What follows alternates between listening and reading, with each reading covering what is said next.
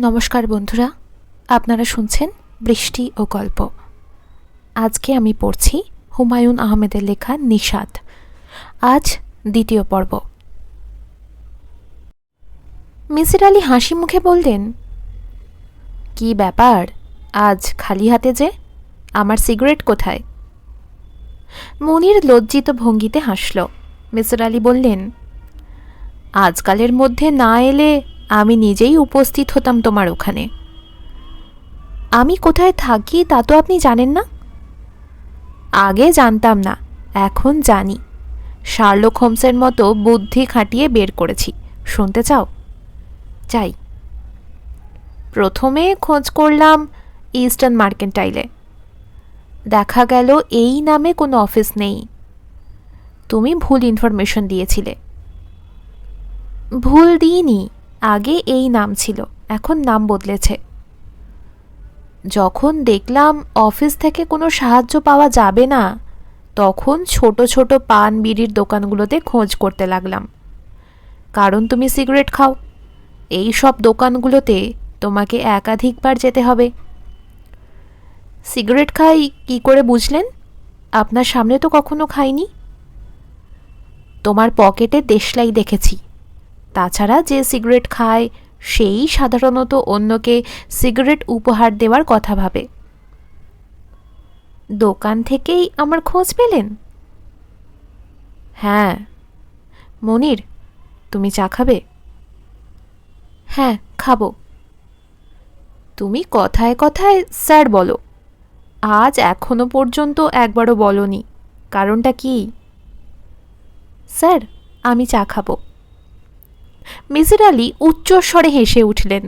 তার মনে হলো ছেলেটি বেশ রসিক এবং সে সহজ হতে শুরু করেছে। যত সহজ হবে ততই তার জন্য ভালো। প্রচুর তথ্য তার দরকার। তথ্য ছাড়া এগোবার কোনো পথ নেই। তিনি নিজে কোনো তথ্য সংগ্রহ করতে পারছেন না। ছেলেটির উপরেই তাকে নির্ভর করতে হবে। আজ আমাকে কিছু বলবে মনে হচ্ছে। জি, বলবো। বাতি নেভাতে হবে? না। মুনির খুব সহজ ভঙ্গিতে নিজাম সাহেবের বাড়ির ঘটনার কথা বলল। কেমন করে হঠাৎ পট পরিবর্তন হলো, সে সময় তার অনুভূতি কি ছিল, সবই সুন্দর করে গুছিয়ে বলল। শিশুটির দেওয়ালে টাঙানো ছবিটির কথা, তার পানি চাইবার কথা, কিছুই বাদ দিলেন না। মিসির আলি একটা প্রশ্নও করলেন না।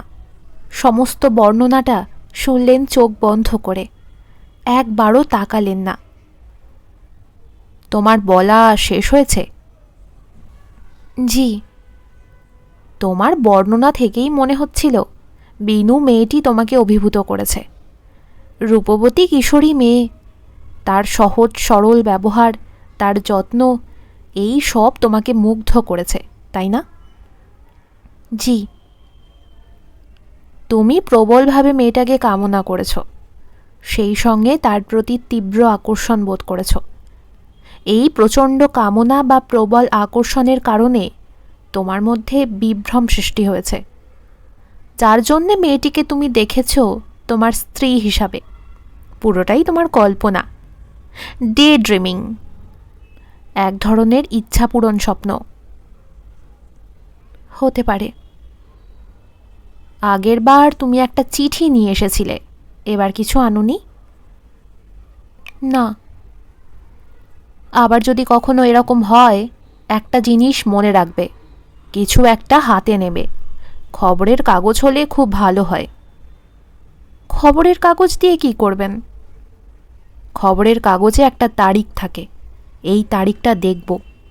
তুমি তোমার জন্য একটা জীবনের কথা বলছো, মনে হচ্ছে দুটো জীবন পাশাপাশি চলছে। সেই জীবনের সময় এবং এই জীবনের সময়ও কি পাশাপাশি? তার মানে আপনি কি আমার কথা বিশ্বাস করছেন? না, করছি না। আবার পুরোপুরি অবিশ্বাসও করতে পারছি না। কিছু একটা দাঁড় করাতে হলে আমার প্রচুর তথ্য দরকার, সেই সব তথ্য আমার হাতে নেই। তবে তুমি যে গল্প বলছো তার কাছাকাছি গল্প বিভিন্ন উপকথায় চালু আছে। তাই নাকি? হ্যাঁ, একটা শুধু তোমাকে বলি। এক লোক পুকুরে গোসল করতে নেমেছে, প্রচণ্ড ক্ষুধার্ত। গোসল শেষ করে বাসায় গিয়ে খাবে। পানিতে ডুব দিয়ে যেই উঠল, অমনি সে দেখে সব কিছু কেমন অন্যরকম লাগছে, সব অচেনা। সে নিজের দিকে তাকিয়ে দেখল সে নিজেও বদলে গেছে। সে এখন আর পুরুষ নয়, রূপবতী এক যুবতী। সে কাঁপতে কাঁপতে পানি ছেড়ে উঠে এলো। এক সওদাগর তখন তাকে দেখতে পেয়ে সঙ্গে নিয়ে গেল। সওদাগরের সঙ্গে তার বিয়ে হলো, 4টে ছেলে মেয়ে হলো।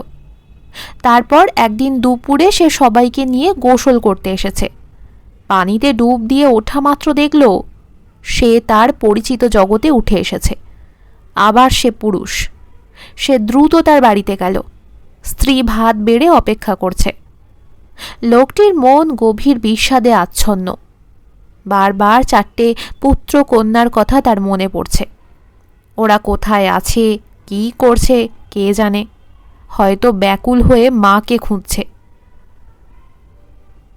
মুনির বলল, এটা তো উপকথা, সত্যি নয়। তা ঠিক, তবে সব গল্পের পেছনেই এক ধরনের সত্যি ব্যাপার থাকে। এর পিছনেও কিছু না কিছু থাকতে পারে। আমি এই জাতীয় সব গল্প জোগাড় করছি, প্যারালাল ওয়ার্ল্ড জাতীয় যত বই পাচ্ছি পড়ছি। মুনির ছোট্ট করে নিঃশ্বাস ফেলল। মিসির আলি বললেন, তুমি তোমার স্ত্রী হিসাবে যে মেয়েটিকে দেখেছ, তার বয়স কি ফ্রক পরা মেয়েটির চেয়ে বেশি মনে হচ্ছিল? হ্যাঁ, হচ্ছিল। তোমার শোয়ার ঘরের জানালায় পর্দা ছিল? হ্যাঁ, ছিল। পর্দার রং মনে আছে? জি না। ঘরের বিছানায় যে চাদর ছিল তার রং কি? আমার মনে নেই। তাহলে ব্যাপারটা স্বপ্ন হবারই সম্ভাবনা, কারণ শুধু স্বপ্ন দৃশ্যগুলোই হয় সাদা কালো। আমি কিন্তু দেখেছি ওই মেয়েটির পরনে নীল রঙের শাড়ি। নিজাম সাহেবের মেয়েটির পরনে নিশ্চয়ই কিছু ছিল, যে কারণে তুমি ভাবছ তোমার স্বপ্নে দেখা স্ত্রীর গায়ের শাড়িটি নীল। মুনির চুপ করে রইল। মিসির আলি বললেন, নিজাম সাহেবের মেয়েটির গায়ে কি ছিল? ফ্রক বা কামিজ জাতীয় কিছু। তার রং কি ছিল? নীল। মিসির আলি অল্প হাসলেন, পর মুহূর্তেই গম্ভীর হয়ে বললেন, তোমার এই নিয়ে 2বার বিচিত্র অভিজ্ঞতা হলো। 2বারই তুমি ছিলে ক্লান্ত, বিরক্ত, হতাশ, তাই না? জি। এখন থেকে মাঝে মাঝে চেষ্টা করে দেখবে নিজে থেকে ওই জগতে যেতে পারো কিনা। যখন একা একা থাকবে তখন চেষ্টা করবে, ওই জগতে যেতে চাইবে, ইচ্ছা শক্তি প্রয়োগ করবে। জি আচ্ছা। কোনো একজন ভালো নিউরোলজিস্টকে দিয়ে তোমার ব্রেন ওয়েভগুলো পরীক্ষা করাতে চাই। আমি প্রফেসর আসগার্ড নামে এক নিউরোলজিস্টের সাথে কথাও বলে রেখেছি। তুমি কি কাল বিকেলে 5টায় একবার আমার সাথে আসতে পারবে? পারবো, কিন্তু স্যার নিউরোলজিস্ট তো অনেক টাকা নেবে। সেটা নিয়ে তোমাকে ভাবতে হবে না। মিসির আলির সে রাতে ভালো ঘুম হলো না। ভয়ঙ্কর একটা স্বপ্ন দেখে রাত 3টায় ঘুম ভেঙে গেল। বাকি রাতটা জেগে কাটাতে হলো। স্বপ্নদৃশ্য নিয়েও প্রচুর চিন্তা করলেন। অবদমিত কামনাই স্বপ্নে উপস্থিত হয়। ব্যাখ্যা সহজ এবং চমৎকার, কিন্তু তবু কোথাও যেন একটা ফাঁকি আছে, কিছু একটা বাকি থেকে যায়। সেই কিছুর রহস্য কি কোনোদিন ভেদ হবে? আচ্ছা, পশু পাখি এরাও কি স্বপ্ন দেখে? অবদমিত কামনা কি তাদের নেই? পশুদের স্বপ্ন কেমন হয়? স্বপ্ন দেখার সময় মানুষের চোখের পাতা কাঁপতে থাকে। বৈজ্ঞানিক পরিভাষায় তাকে বলে র্যাপিড আই মুভমেন্ট, REM।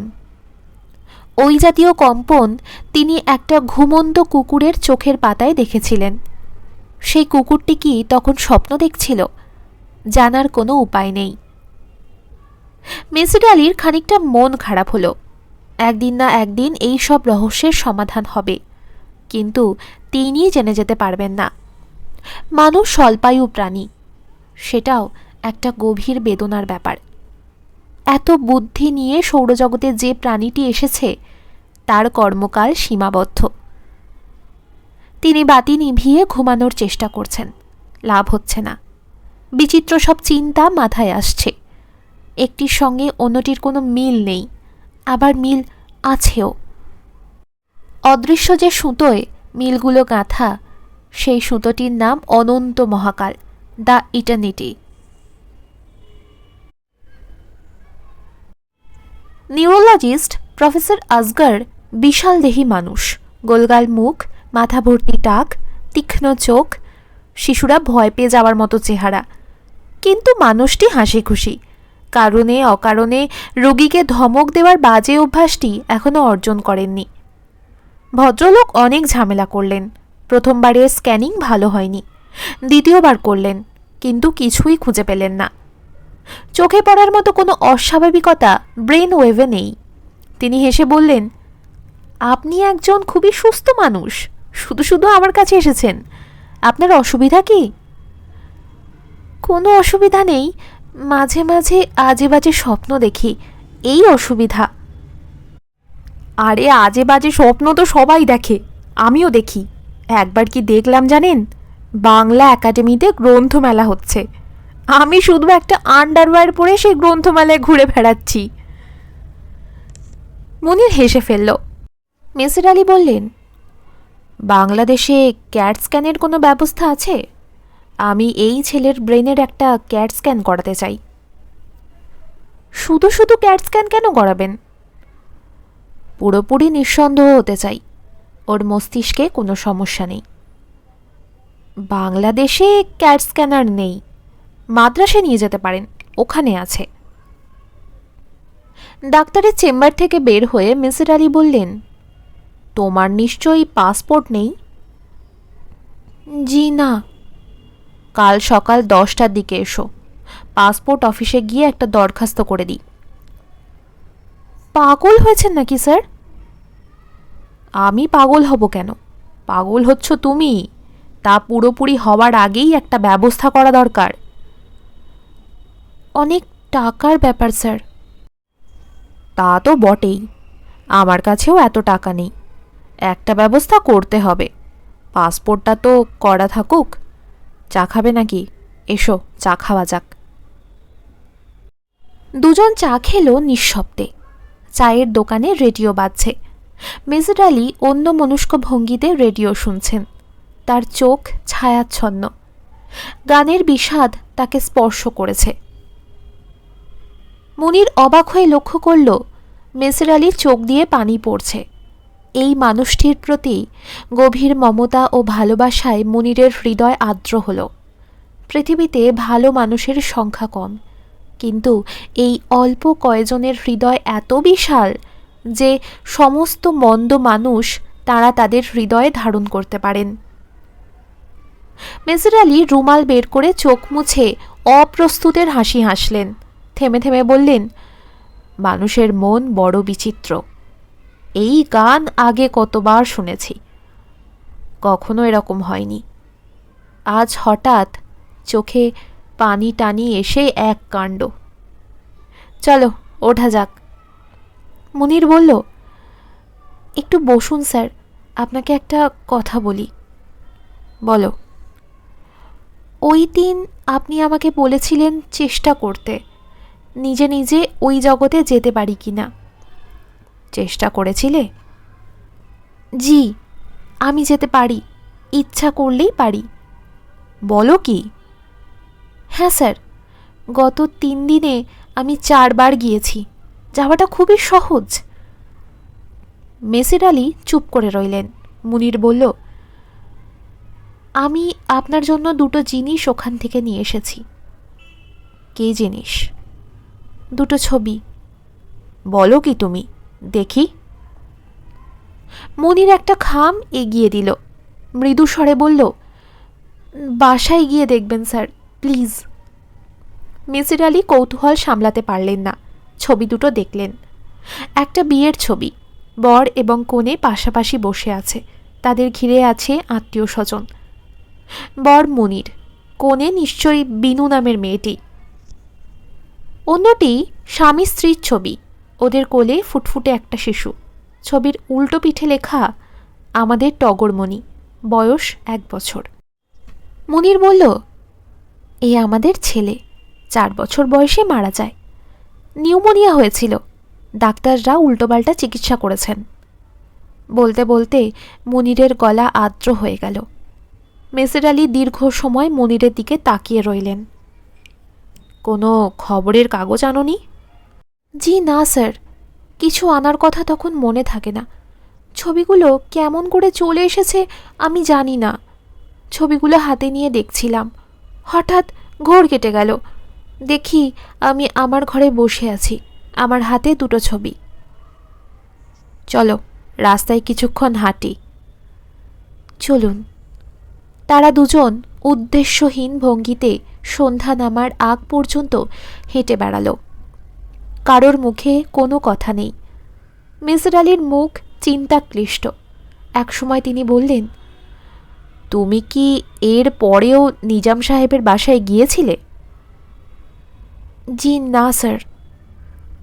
চলো আজ যাওয়া যাক। কেন? এমনি যাব, দেখব, কথা বলবো, ভয় নেই, ছবির কথা কিছু বলবো না। আমার স্যার যেতে ইচ্ছা করছে না। বেশ, তুমি না গেলে কিভাবে যেতে হয় আমাকে বলো, আমি একাই যাব। স্যার আমি চাই না ওই মেয়েটি ছবি সম্পর্কে কিছু জানুক। ও কিচ্ছুই জানবে না। মনির খুব অনিচ্ছার সঙ্গে ঠিকানা বলল। তাকে দেখে মনে হচ্ছে সে খুব অস্বস্তি বোধ করছে। স্যার যাই। আচ্ছা, দেখা হবে। মনির ঘর থেকে বের হয়েও বেশ কিছু সময় বারান্দায় দাঁড়িয়ে রইল। যেন চলে যাওয়ার ব্যাপারটায় তার মন ঠিক সায় দিচ্ছে না, আবার না যাওয়াটাও মনোপুত নয়। মেজর আলী দীর্ঘ নিঃশ্বাস ফেললেন, মনে মনে বললেন, অদ্ভুত মানব জীবন। মানুষকে মৃত্যু দ্বিধা ও দ্বন্দ্বের মধ্যে বাস করতে হয়।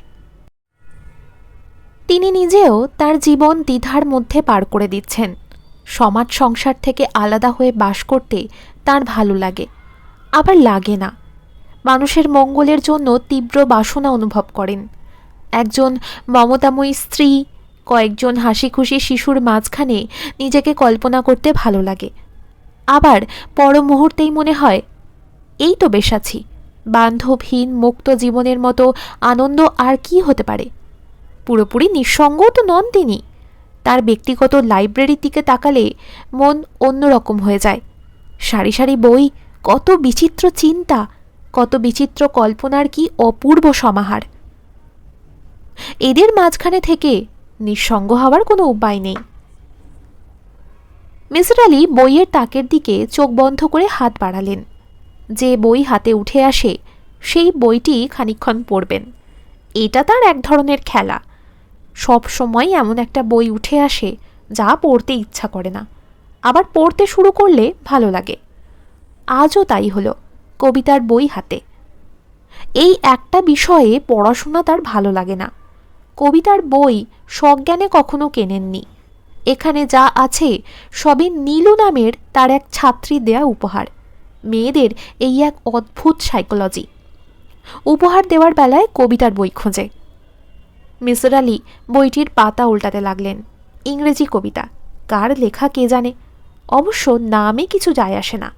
তিনি ভ্রু কুঁচকে কয়েক লাইন পড়তে চেষ্টা করলেন। I cannot see what flowers are at my feet, nor what soft incense hangs up on the boughs. এর কোনো মানে হয়? কোনো মানে হয় না। তবু পড়তে এত ভালো লাগে। মিসির আলি পড়তে শুরু করলেন। অনেকক্ষণ ধরে কে যেন কড়া নাড়ছে। কড়া নাড়ার ধরনটা অদ্ভুত। দুটো টোকা দিয়ে থেমে যাচ্ছে, আবার দুটো টোকা দিচ্ছে। জানালার পর্দা সরিয়ে বিনু উকি দিল। অপরিচিত একজন মানুষ, রোগা, মুখ ভর্তি, দাড়ি গোফের জঙ্গল, এর মাঝে দুটি চোখ জলজল করছে। বিনু ভয় পাওয়া গলায় বলল, কে? লোকটি খুবই কোমল স্বরে বলল, আমাকে তুমি চিনবে না, আমার নাম মেসের আলী। কোমল স্বর খুবই সন্দেহজনক। এরকম মিষ্টি গলায় একটা অপরিচিত লোক কথা বলবে কেন? বিনু বলল, বাবা তো একটু বাজার করতে গিয়েছে, আপনি আধ ঘন্টা পরে আসুন না। বাসায় বুঝি তুমি ছাড়া আর কেউ নেই? জি না। আচ্ছা ঠিক আছে, দরজা খুলতে হবে না, আমি এখানেই আধ ঘন্টা অপেক্ষা করি। বিনু অস্বস্তি বোধ করতে লাগলো। মিসির আলী বললেন, একটা কাজ করো, জানালা দিয়ে আমাকে একটা দেশলাই দাও। আসুন, আপনি ভেতরে এসে বসুন। মিসির আলী হেসে বললেন, এখন বুঝি আমাকে আর দুষ্টু লোক মনে হচ্ছে না? না। নৌকায় যখন ডাকাতি হয় তখন ডাকাতরা কি করে জানো? আগুন চায়। এইটা তো আর নৌকা না। মিসির আলী হেসে ফেললেন। মুনির যা বলেছে তাই। এ মেয়েটির আচার আচরণে খুব স্বাভাবিক একটা ভঙ্গি আছে। ঠিক সুন্দরী তাকে বলা যাবে না, তবে চেহারা খুব মায়াকাড়া। তার চেয়েও বড় কথা, ছবিতে এই মেয়েটিই কোণে হয়ে বসে আছে। এই মেয়েটির বাঁ গালের কাটা দাগটাও ছবিতে নিখুঁত এসেছে। বিনু, তুমি বসো, তোমার সঙ্গে গল্প করি। আপনি আমার নাম জানলেন কিভাবে? মুনির বলেছে। মুনিরকে চেনো তো? তোমার আব্বার সঙ্গে কাজ করে। খুব ভালো করে চিনি। উনি কি আপনার আত্মীয়? ঠিক আত্মীয় না হলেও খুব চেনা। মাঝে মাঝে অনাত্মীয় লোকজনকেও খুব চেনা মনে হয় না? মুনিরও সেরকম। আপনি তো খুব সুন্দর করে কথা বলেন। তুমিও খুব সুন্দর করে কথা বলো। বাবার কাছে কি জন্য এসেছেন? ঠিক তোমার বাবার কাছে আমি আসিনি, আমি এসেছি তোমার কাছে। বিনু বিস্মিত হয়ে তাকালো। মিসির আলী একটা ছবির উল্টো পিঠ দেখিয়ে বললেন, এখানে লেখা আছে আমাদের টগরমণি, বয়স 1 বছর। এই হাতের লেখাটা কি তোমার? বিনু খুবই অবাক হয়ে লেখাটার দিকে তাকিয়ে রইল। বলো, তোমার হাতের লেখা? জি, কিন্তু আমি এরকম কিছু কখনো লিখিনি। তা আমি জানি। ছবিটা দেখি। ছবিটা এখন দেখবে না, পরে দেখবে। এখন অন্য একটা ছবি দেখো, বিয়ের ছবি। বর কনে বসে আছে, তাদের ঘিরে আত্মীয় স্বজনরা দাঁড়িয়ে আছে। বর এবং কনের ছবি আমি কাগজ দিয়ে ঢেকে রাখব। তুমি শুধু অন্যদের ছবিগুলো দেখবে এবং বলবে এদের চেনো কিনা। তার আগে বলুন, আপনি কে? আমি আমার নাম তো আগেই বলেছি। ঢাকা বিশ্ববিদ্যালয়ে সাইকোলজি পড়াই। একটা ছোট গবেষণা করছি, গবেষণাটা মুনিরকে নিয়ে। ওকে নিয়ে গবেষণা করছেন? কিন্তু আমাকে এসব দেখাচ্ছেন কেন? পরে তোমাকে বলবো। তুমি এখন ছবিটা একটু দেখো তো, চিনতে পারো এদের? হ্যাঁ, দুজনকে বাদ দিয়ে সবাইকে চিনি। এরা সবাই আমার আত্মীয়। আমার খালা, আমার ফুপু, এটা হচ্ছে আমার বান্ধবী লিজা। এটা আমার বড় খালার মেয়ে কনক, ইনি আমার ছোট মামা। মিসির আলী ছবিটি পকেটে রেখে দিলেন। বিনু তীক্ষ্ণ দৃষ্টিতে তাকিয়ে আছে। কিছু বলতে গিয়েও সে বলল না, নিজেকে সামলে নিল। মিসির আলী বললেন, তুমি কি কিছু বলবে? না। মনে হচ্ছিল কি জানি বলতে চাইছিলে। আমার কেন জানি মনে হচ্ছে এটা আমার বিয়ের ছবি, কিন্তু আমার বিয়ে হয়নি। আপনি এই ছবি কোথায় পেলেন? মিসির আলী চুপ করে রইলেন। বিনু কড়া গলায় বলল, আপনি এখন যান, আমি দরজা বন্ধ করে দেব। মিসির আলী নিঃশব্দে উঠে এলেন। বিনু জানালার পর্দা ফাঁক করে তাকিয়ে আছে। তার মুখ বিষণ্ণ, চোখে গাঢ় বিষাদের ছায়া। এই বিষাদের উৎস কি কে জানে। এখন রাত প্রায় 1টা, আন্দাজে বলছি, কারণ আমার ঘড়ি নেই। রাতের বেলা আন্দাজে সময় ঠিক করি, দিনের বেলা এই অসুবিধা হয় না। বেশিরভাগ মানুষের হাতেই ঘড়ি থাকে, জিজ্ঞেস করলেই সময় জানা যায়। যে আমার এই লেখা পড়বে সে বুদ্ধিমান হলে ধরে ফেলবে যে আমি আজে বাজে কথা লিখে সময় নষ্ট করছি। আসলে তা না। কিভাবে শুরু করব বুঝতে পারছি না। মেজর আলী সাহেব আমাকে চমৎকার বাঁধানো খাতা দিয়েছেন। শুধু তাই না, সঙ্গে খুব দামি একটা কলম, বল পয়েন্ট না, ফাউন্টেন পেন। কালির দোয়াতও কিনেছেন। দোয়াতের দামই 70 টাকা। কলমটার দাম কত কে জানে। 200-300 টাকা তো হবেই। এত দামি কলম, কিন্তু লেখা ভালো না, অর্থাৎ আমি লিখে আরাম পাচ্ছি না। মেজর আলী সাহেব বলেছেন আমি যেন রোজ লিখি, প্রতিটি খুঁটিনাটি যেন লিখি, কিছুই যেন বাদ না দিই। ভ্রমণের ব্যাপারটাই যেন লিখি। ভ্রমণ বলতে আমি অন্য জগতে যাওয়ার ব্যাপারটা বোঝাচ্ছি। তিনি নিজে এই ব্যাপারটা বিশ্বাস করেন কি করেন না তা আমি এখনো বুঝতে পারছি না। মাঝে মাঝে মনে হয় বিশ্বাস করেন, আবার মাঝে মাঝে মনে হয় করেন না। পুরো ব্যাপারটাই একজন নিঃসঙ্গ যুবকের কল্পনা ধরে নিয়েছেন। আমি তাকে একটা চিঠি এবং 2টি ছবি এনে দিয়েছি। এই প্রসঙ্গে তিনি একটি কথাও বলছেন না। আমি একবার ছবিটা চাইলাম, তিনি বললেন পরে পাবে। তিনি যে চুপচাপ বসে আছেন তাও মনে হয় না। আমার ব্যাপারে তিনি খুলনা গিয়েছিলেন, এটা হঠাৎ জানতে পারি। সেখান থেকে তিনি কি জানলেন আমি জানি না। ফুলেশ্বরীর শ্বশুরবাড়িতেও তিনি গিয়েছিলেন, আমার সম্পর্কে তথ্য সংগ্রহ করেছেন বলে মনে হয়। আমি নিজে যা জানি সবই তাকে বলেছি। এর বেশি তিনি কি জানতে চান কে জানে। লোকটির ধৈর্য অসীম, মমতাও অসীম। তার মমতার নানান পরিচয় পেয়েছি। কঠিন ঋণে তিনি আমাকে আবদ্ধ করেছেন। আমার পক্ষে ঋণমুক্ত হওয়ার কোনো পথ আছে কিনা আমি জানি না। ঋণমুক্ত হতেও চাই না। কিছু কিছু মানুষের কাছে ঋণী থাকতে ভালো লাগে। মিসির আলী তেমন একজন মানুষ। আবারও আজে বাজে কথা বলছি, কি করব? আমি তো আর লেখক নই যে গুছিয়ে ঘটনার পর ঘটনা সাজাবো। আমি তা পারি না। লেখক ছাড়া অন্য কেউই বোধ হয় পারেন না। যাই হোক, মূল ব্যাপারে ফিরে আসি। আমি এখন প্রায় 100% নিশ্চিত যে আমার পাশাপাশি 2টি জীবন চলছে। এক জীবনে আমার বাবা শৈশবে মারা গেছেন। প্রবল দুঃখ কষ্ট ভোগ করে বর্তমানে এই অবস্থায় আছি। অসহায় নিঃসঙ্গ একজন মানুষ। অন্য জীবনটি চমৎকার। এই জীবনে বাবা বেঁচে আছেন। আমি বড় কোনো চাকরি কিংবা ব্যবসা করছি, এখনও ঠিক জানি না। বিয়ে করেছি, জীবনটা বেশ সুখের বলেই মনে হচ্ছে। এই জীবনটাকে আমি স্বপ্ন জীবন নাম দিচ্ছি, বোঝার সুবিধের জন্য। স্বপ্ন জীবনটাও পৃথিবীর মধ্যেই, কারণ সেখানেও আমি আকাশে চাঁদ দেখেছি। 2টি পাশাপাশি জীবন কিভাবে চলছে? 2টি কি সম্পূর্ণ ভিন্ন জগৎ? 2টি পৃথিবী, 2টি চাঁদ? সব মানুষই 2জন করে? এই সব প্রশ্নের আমি কোনো কুলকিনারা পাই না, কাজেই খুব বেশি ভাবিও না। চিন্তাভাবনার দায়িত্ব আমি মেজর আলী সাহেবের ওপর ছেড়ে দিয়েছি।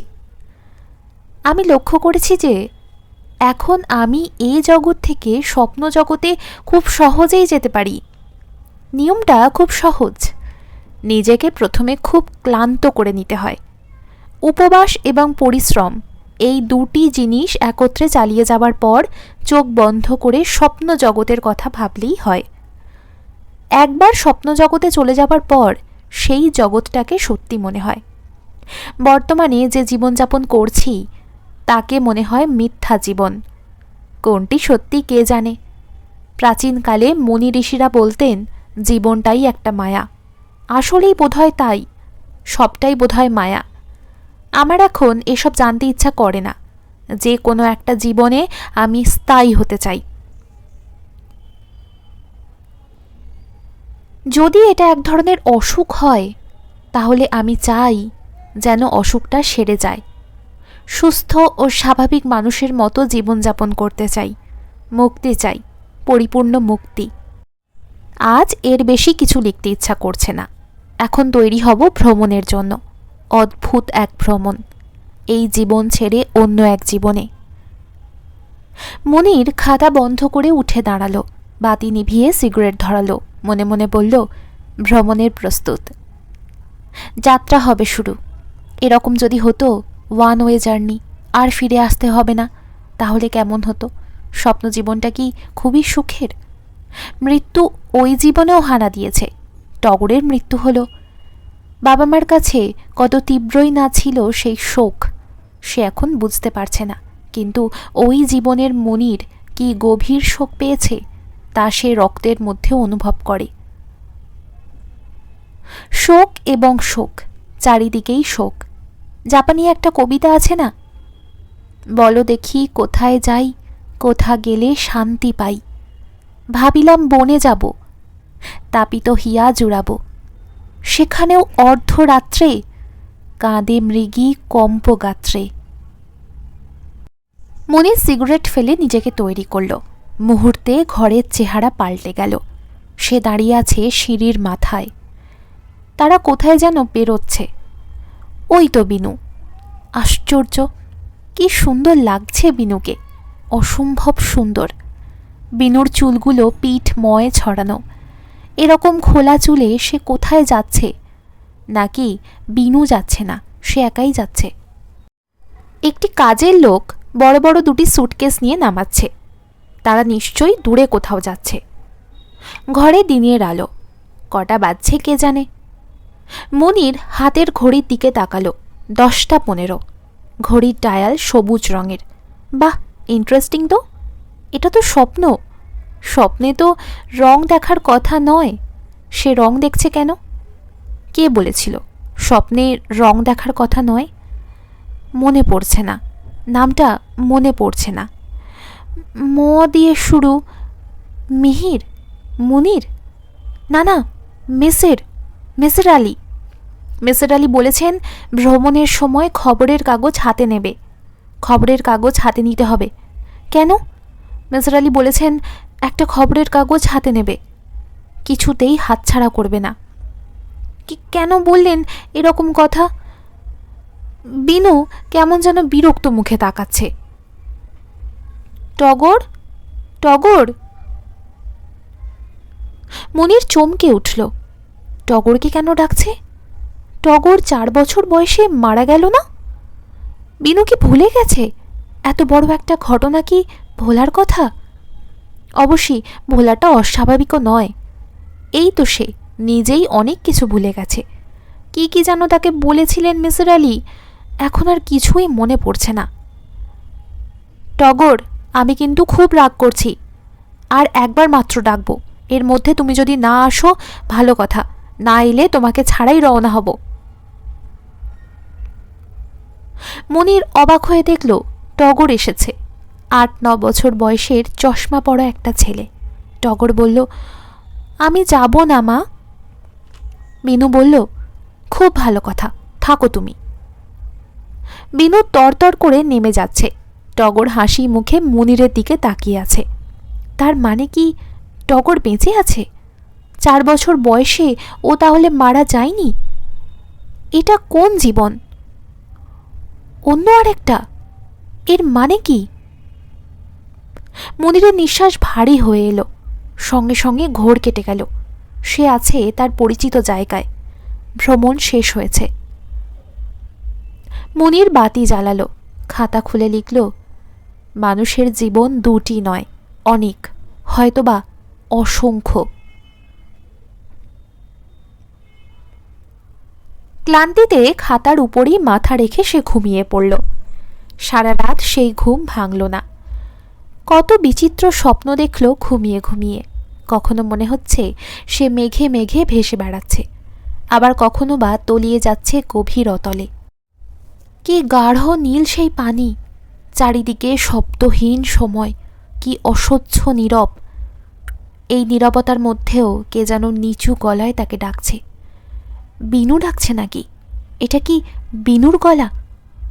আহ, কি সুন্দর করেই না সে ডাকছে। আবার সব চুপচাপ, অসহ্য নীরবতা। মুনির স্বপ্নের মধ্যেই কাঁদছে, চেঁচিয়ে চেঁচিয়ে বলছে, আমাকে মুক্তি দাও। কিন্তু তার চিৎকারেও কোনো শব্দ হচ্ছে না। কি অদ্ভুত অবস্থা। তার ঘুম ভাঙল ভোরবেলা। প্রথম খানিকক্ষণ বুঝতেই পারল না সে কোথায় আছে, কোন জগতে। সে ঠিক করল আজ অফিসে যাবে না, সারাদিন রাস্তায় রাস্তায় হাঁটবে। দুপুরবেলার দিকে যাবে মিসির আলির কাছে, এমনি খানিকক্ষণ গল্প করবে। দুপুরবেলা বা দিনের আলোয় তার কাছে কখনো যাওয়া হয়নি। দিনের আলোয় লোকটিকে দেখতে কেমন দেখায় কে জানে, তবে দুপুরবেলা ওকে হয়তো দেখতে পাওয়া যাবে না। ক্লাসে থাকবেন কিংবা লাইব্রেরিতে থাকবেন। মিসির আলি ঘরেই ছিলেন। অবাক হয়ে বললেন, অসময়ে তুমি? ব্যাপার কি বলো তো, অফিসে যাওনি? জি না। আপনি ইউনিভার্সিটিতে যাননি? না, আজ বৃহস্পতিবার না, বৃহস্পতিবারই ইউনিভার্সিটি বন্ধ থাকে। কি করছেন স্যার? রান্না করছি। রোজ রোজ হোটেলের খাওয়া ভালো লাগে না। কি রান্না করছেন? নতুন ধরনের রান্না, আমি তার আবিষ্কারক। নাম হচ্ছে মেসের মিক্সচার। চাল, ডাল এবং আলু একসাথে মিশিয়ে 2 চামচ ভিনিগার, 1 চামচ সয়া সস, একটুখানি লবণ, 2টো কাঁচা লঙ্কা এবং 1/2 চামচ সরিষা বাটা দিয়ে সেদ্ধ করতে হয়। সেদ্ধ হয়ে যাবার পর 1 চামচ বাটার অয়েল দিয়ে দম দিতে হয়। অপূর্ব একটা জিনিস নামে, খেয়ে দেখো। জিনিস যেটা নামলো তার চেহারা দেখে খেতে ইচ্ছা করে না, কিন্তু স্বাদ সত্যিই চমৎকার। মুনির অবাক হয়ে গেল। কি, কেমন লাগছে? জি স্যার, ভালো। আরও কিছু বিশ্লেষণ করে বলো। শুধু ভালো, এর বেশি কিছু না? চমৎকার স্যার। এখন একটা কথা বলো, তুমি যে ভ্রমণে যাচ্ছ সেখানে কখনো খাওয়া দাওয়া করেছ? চট করে বলতে হবে, না ভেবে বলো। পানি খেয়েছি। পানিতে হবে না, স্বাদ আছে এমন কিছু? মনে পড়ছে না স্যার। এই জিনিসটা খুব ভালো করে খেয়াল করবে। কেন? স্বপ্নে আমরা প্রায়ই প্রচুর খাওয়া দাওয়া করি, তাতে কিন্তু কোনো স্বাদ থাকে না। আপনি এখনো স্বপ্ন ভাবছেন? হ্যাঁ ভাবছি, তবে তুচ্ছ স্বপ্ন ভাবছি না। সব স্বপ্নই তো তুচ্ছ। না, তা না। তাছাড়া স্বপ্নকে তুচ্ছ করাও খুব মুশকিল। ফ্রয়েড সাহেব ইন্টারপ্রিটেশন অব ড্রিম লিখে স্বপ্নের মহিমাকে খর্ব করেন, কিন্তু তার শিষ্য জাং পরবর্তী সময়ে ভিন্ন কথা বলেছিলেন। কি বলেছেন? ওই সব থিওরি তোমার ভালো লাগবে না, তার চেয়ে বরং তোমার কথা শুনি। যা যা করতে বলেছিলাম করেছ তো? সব কিছু লিখেছ তো? লিখেছি। খুব খুঁটিয়ে লিখবে, কোনো কিছু বাদ দেবে না। কি হবে স্যার এসব দিয়ে? হয়তো কিছু হবে না, তাতে কি? কই, আমার সিগারেট এনেছ? মুনির পকেট থেকে সিগারেটের প্যাকেট বের করল। মিসির আলি হেসে ফেললেন। শেষ করছি আজকের পর্ব। গল্পের পরবর্তী অংশ পরবর্তী পর্বে।